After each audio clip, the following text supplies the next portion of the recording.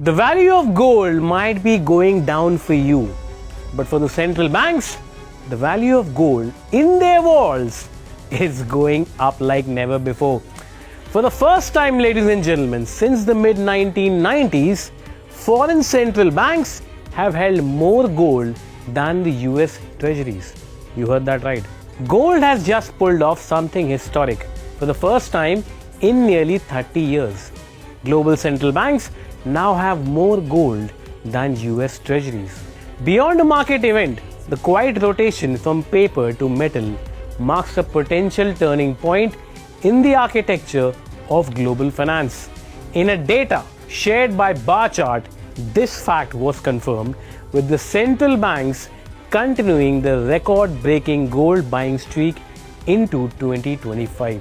According to the World Gold Council, central banks purchased a net 19 tons in August alone, after adding 10 tons in July.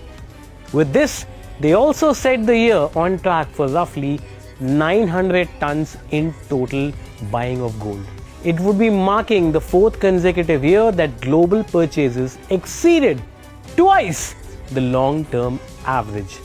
Not only that, the Kobesi letter noted that the global central banks have bought an annualized 830 plus tons of gold in 2025 alone. In the first half of 2025 alone, 23 countries increased their gold reserves. The biggest reason for the decline of US treasuries as a percentage is the decline in the trust. Behind this shift is growing momentum towards de-dollarization, the global trend of countries reducing reliance on the US dollar in trade, finance, and reserves. After Washington froze Russia's dollar assets in 2022 and weaponized financial sanctions, several nations began diversifying reserves to protect against similar risks. Now even traditional US allies are quietly increasing gold allocations while trimming US debt exposure.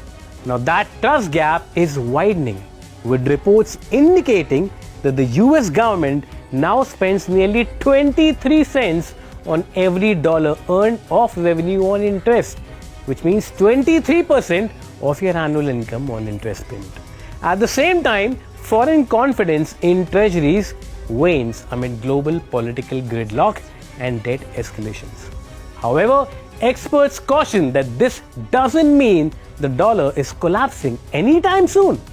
The greenback still accounts for roughly 46% of global foreign exchange reserves and remains dominant in international trade settlements and payment systems. US treasuries remain the most liquid government bond in the world, and no alternative asset, not gold, not euro, not yuan, yet offers comparable scale and depth. Still, the symbolism of gold surpassing treasuries is hard to ignore. Who knows what might happen next?